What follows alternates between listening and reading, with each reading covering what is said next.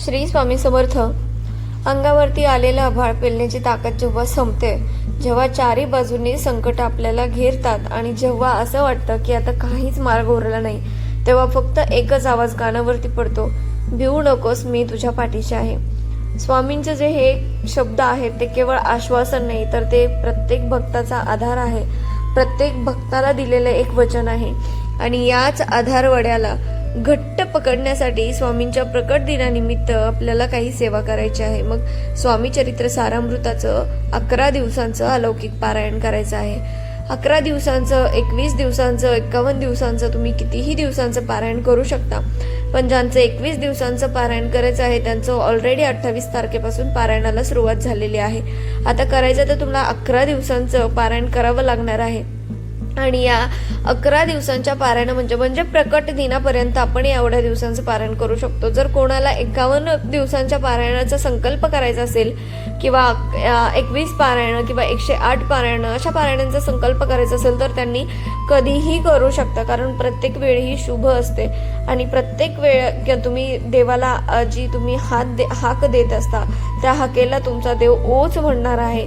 जेव्हा तुम्ही ही श्रद्धेने भक्तिभावाने सेवा करणार आहात त्यावेळी तुमचा देव तुमच्या पाठीशी खंबीरपणे उभा राहणार आहे. पण आता स्वामींच्या प्रकट दिनापर्यंत सेवा करायची आहे आणि 11 दिवसांचं स्वामी चरित्र सारामृताचं पारायण करायचं आहे. तर ते कसं करायचं, तर स्वामी प्रकट दिन म्हणजे चैत्र शुद्ध द्वितीया या चैतन्यमयी दिवसापर्यंत आपल्याला स्वामींची सेवा पोहोचावी यासाठी 11 दिवसांचं नियोजनबद्ध पारायण करायचं आहे. प्रकट दिनाच्या 11 दिवस आधी म्हणजे फाल्गुन वद्य अष्टमी साधारणपणे त्याच वेळेपासून तुम्हाला पारायणाला सुरुवात करायची आहे.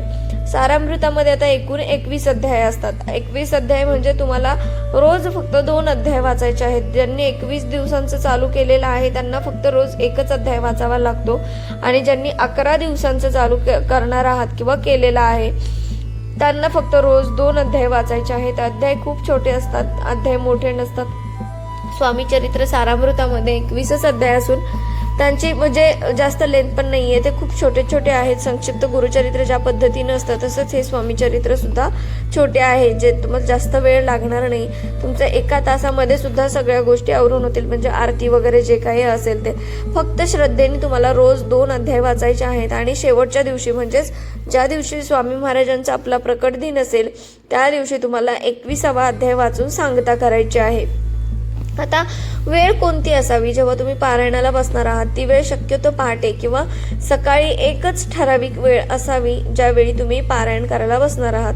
कारण स्वामी महाराजांना सुद्धा शिस्त आणि भाव खूप प्रिय आहे. आळशी माणसं स्वामी समर्थांना अजिबात आवडत नव्हती आणि शक्यतो पहाटे म्हणजे ब्रह्ममुहूर्तावर तुम्ही वाचन केलं तेवढं, कारण ब्रह्ममुहूर्तावरती पूर्ण ब्रह्मांडामध्ये अतिशय पवित्र ऊर्जा असते, सगळीकडे सकारात्मकता असते आणि त्याच्यामुळे तुम्ही केलेलं वाचन ते थेट तुमची सेवा स्वामी महाराजांच्या चरणी स्वामी महाराजांपर्यंत पोहोचू शकते. त्याच्यामुळे पहाटेची ब्रह्ममुहूर्ताची वेळच तुम्हाला निवडायची आहे.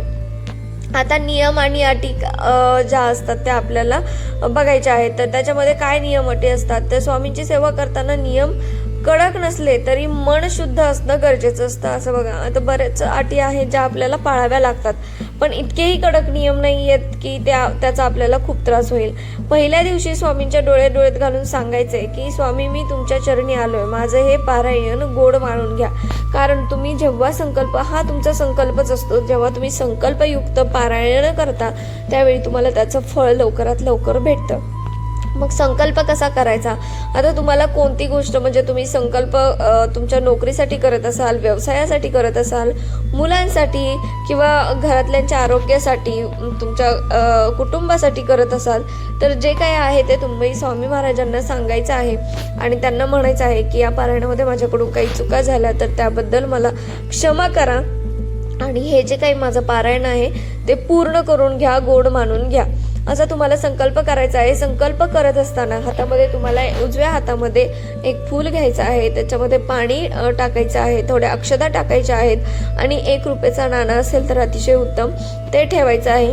आणि जेव्हा तुमचं हे स्वामी महाराजांना सांगून होतं त्यावेळी तुम्हाला जे हातातलं पाणी आहे ते स्वामींच्या चरणी अर्पण करायचं आहे किंवा तुमच्या समोर जर तामण वगैरे असेल तर त्या तामणात सोडायचं आहे, असा तुमचा संकल्प पूर्ण होतो. आता या 11 दिवसांमध्ये तुम्हाला काय म्हणजे खाण्यापिण्याचे पण नियम आहे ते काय करायचं, तर मांसाहार पूर्णपणे वर्ज्य आहे, कांदा लसूण टाळायचा आहे, तामसी अन्न कोणत्याही प्रकारचं तुम्हाला घ्यायचं नाही.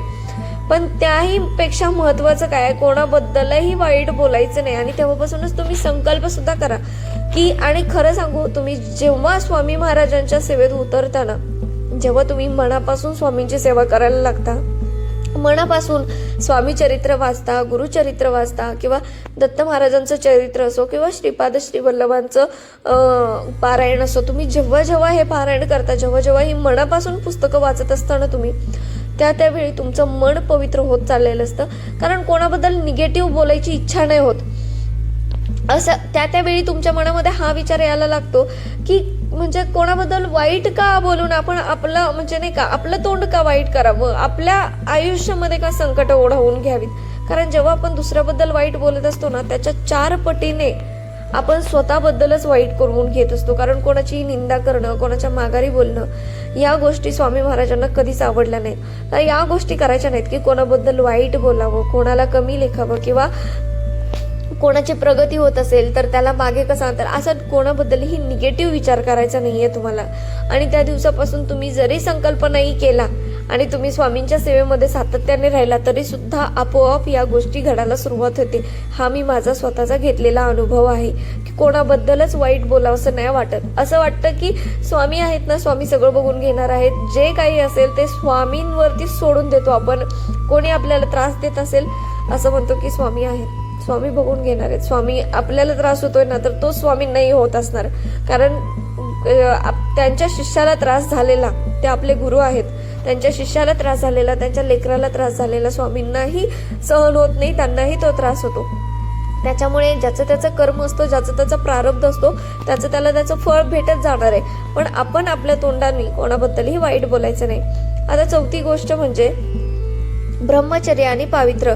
देहाने जसं मनाने जसं तुम्ही शुद्ध राहता, तसंच तुम्हाला देहाने सुद्धा शुद्ध राहायचं आहे. पूर्ण ब्रह्मचर्य म्हणजे जोपर्यंत तुमचं पारायण होत नाही, तुम्हाला तोपर्यंत ब्रह्मचर्याचं पूर्णपणे पालन करायचं आहे.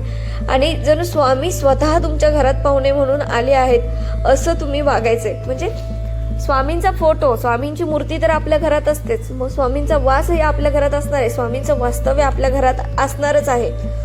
तर तुम्हाला त्या मूर्तीकडे, फोटोकडे बघून असं म्हणजे स्वतःच्या मनाला सांगायचं आहे की स्वामी महाराज इथंच आहेत, स्वामी महाराज आपल्या सोबतच आहेत. आणि हे सांगून स्वतः त्या गोष्टींचं पालन करायचं आहे. हे जे नियम आहेत ते स्वतःला सारखे सारखे सांगायचे आहेत. जेव्हा तुम्ही पूर्ण खऱ्या मनाने सेवेत उतरता, तेव्हा तुम्हाला हे सारखं सांगायची गरज पण नसते. तेव्हा तुमच्या हातून त्या गोष्टी आपोआप घडायला सुरुवात होते. आता हे पारायण का करावं? बऱ्याच जणांना, म्हणजे जे पारायण करत नाही त्यांना, बऱ्याच जणांना हा प्रश्न असतो की हे पारायण का करावं, हे पारायण वाचल्यानं काय होतं?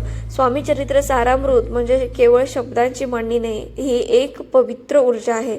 ज्यांच्या घरात सतत वाद होतात तिथं शांतता येईल, ज्यांच्या नोकरी व्यवसायात अडचणी आहेत त्यांना मार्ग सापडेल, आणि सर्वात महत्वाचं तुमच्या मनातली भीती नष्ट होईल. स्वामींची ही ओवी लक्षात ठेवा. अशक्य ही शक्य करतील स्वामी, हा तारक मंत्र आणि ओवी सुद्धा आपण म्हणतो. तर हे लक्षात ठेवायचं. या 11 दिवसात तुम्हाला स्वतःला जाणवेल की तुमच्या पाठीवर कोणाचा तरी मायेचा हात आहे, प्रेमाचा हात आहे, ज्यांचा आशीर्वाद तुमच्या सोबत आहे ते आपले स्वामी महाराज असणार आहात. फक्त तुम्हाला एवढ्याच गोष्टींचे नियम पाळायचे आहेत. आणि सगळ्यात महत्वाचं म्हणजे तुम्हाला बाहेरचं अन्न खायचं नाहीये, कारण त्याच्यामध्ये कांदा लसूण असेल तुम्हाला माहित नाही. जर खाल्लं तर तुम्हाला हे तामसी अन्न अजिबात ग्रहण करायचं नाही पारायण काळात. त्याच्यामुळे तुम्हाला बाहेरचं अन्न वर्ज्य आहे पूर्णपणे. कोणाच्या घरचं पाणी वगैरे नाही प्यायचं. जोपर्यंत पारायण झालं तोपर्यंत तुम्ही स्वतःच्या हाताने बनवून स्वतः खायचं आहे. सर्वप्रथम स्वामी महाराजांना तो नैवेद्य अर्पण करायचा आहे आणि तोच नैवेद्य थोड्या वेळाने 5-10 मिनिटांनी तुम्ही स्वतः खायचा आहे, तुम्ही स्वतः ग्रहण करायचा आहे. जो नैवेद्य आपण स्वामी महाराजांना अर्पण करतो. ज्या दिवशी तुमची पारायणाची सांगता होणार, म्हणजे ज्या दिवशी तुमचा पारायणाचा शेवटचा दिवस असणार आहे, स्वामी महाराजांचा प्रकट दिन असणार आहे, त्या दिवशी तुम्ही गोडाचा नैवेद्य म्हणजे स्वामी समर्थांच्या आवडीचं पुरणपोळीचा स्वयंपाक बनवू शकता. आणि त्याच्यानंतर तुम्ही केंद्रामध्ये जाऊन, जर तुमचं केंद्रामध्ये आता तुम्ही 11 दिवसांची सेवा अगोदर चालू करताय, म्हणजे तुमचं केंद्रामध्ये पारायण नसणार आहे, ते घरातच तुम्ही करणार आहे, तर त्या दिवशी तुम्हाला केंद्रामध्ये जायचं आहे. केंद्रामध्ये गेल्यानंतर जो काही नैवेद्य असेल तो तिथेही स्वामी समर्थांना अर्पण करा. घरी आल्यानंतर तो जो आपण देवापुढे नैवेद्य ठेवलाय तोच तुम्ही ग्रहण करा. दर्शन घेऊन या स्वामींचं. आणि महत्वाची गोष्ट, ते झाल्यानंतर काही ना काही म्हणजे फुल ना फुलाची पाकळी म्हणतो आपण, अशा पद्धतीने तुम्हाला काहीतरी दान करायचं आहे. कारण दान पुण्यासारखी म्हणजे महान गोष्ट कुठली नाहीये माहिती आहे. दान करून जेवढी तुम्ही पुण्यप्राप्ती कमवता ना, त्याच्यासारखी पुण्यप्राप्ती तुम्ही कशातच नाही करू शकत. म्हणजे गुरुचरित्र पारायण करून जेवढं तुम्ही फलश्रुती मिळवता आणि इकडे परत दान करून जेवढी फलश्रुती मिळवता, तर ती जर एकत्र आली तर बघा तुम्ही किती पटीने पुण्यप्राप्ती केलेली आहे. तर हे दान पुण्याचं जे काम आहे ते पारायण झाल्यानंतर नक्की करा. प्रकट दिनी जेव्हा तुम्ही शेवटचा अध्याय वाचून स्वामींना पुरणपोळीचा नैवेद्य दाखवाल, तेव्हा तुमच्या डोळ्यात आनंद अश्रू असतील. आणि ही केवळ सेवा नाही तर स्वामींशी जोडलेली नाळ असते. ज्या वेळेस तुम्ही मनापासून केलेली ही सेवा असते आणि ती पूर्णत्वाला जाते, तेव्हा आपोआप तुमचे डोळे भरून येतात. मग चला या प्रकट दिनाला स्वामींच्या भक्तीत न्हावून निघूया. विसरू नका, ते आजही आहेत आणि ते आजही आपल्या हाकेला धावून येतात. हे पारायण करणार असाल तर कमेंटमध्ये श्री स्वामी समर्थ नक्की लिहा आणि हा व्हिडिओ आपल्या इतर स्वामी भक्तांपर्यंत सुद्धा शेअर करा. कोणाचं तरी आयुष्य बदलण्याचं निमित्त तुम्ही होऊ शकता आणि त्याचीही तुम्हाला पुण्यप्राप्ती होऊ शकते. कारण तुम्ही किती गोष्टीतून आणि कशातून पुण्य मिळवू शकता हे स्वतःलाच माहीत नसतं. तुमच्या हातून जेवढ्या चांगल्या गोष्टी होतील तेवढ्या चांगल्या गोष्टी घडत जाऊ द्या. आणि तुम्ही स्वतःमध्ये सुद्धा या गोष्टींचं म्हणजे आचरणात आणा. तुम्ही स्वतः सुद्धा या गोष्टी लक्षात ठेवा. आणि तुम्ही पारायण करणार असाल तर तुम्ही करा. आणि कोणाला जर पारायण कसं करायचं हे माहीत नसेल तर ही माहिती त्यांच्यापर्यंत पोहोचवा किंवा तुम्ही स्वतः तुमच्या तोंडाने सांगा. कारण जेव्हा तुम्ही दुसऱ्याला माहिती देताना या गोष्टी करण्याची, तेव्हा तुम्हाला सुद्धा त्याच्यातली थोडीफार पुण्यप्राप्ती मिळत असते जेव्हा तो समोरचा व्यक्ती पारायण करत असतो. तर या गोष्टी नक्की करा. कोणाबद्दलही वाईट चिंतू नका. आणि स्वामींची जी मनापासून केलेली सेवा आहे ते स्वामींच्या चरणी अर्पण करा. स्वामी नक्कीच ती सेवा एक्सेप्ट करतात आणि तुमच्यासोबत कायम राहतात. तुम्हाला कोणत्याही गोष्टीमध्ये अडचणी येऊ देत नाही. तर आजच्या पुरतं एवढंच. भेटूया पुन्हा एकदा अशाच एका माहितीपूर्ण व्हिडिओमध्ये. तोपर्यंत श्री स्वामी समर्थ, श्री गुरुदेव दत्त.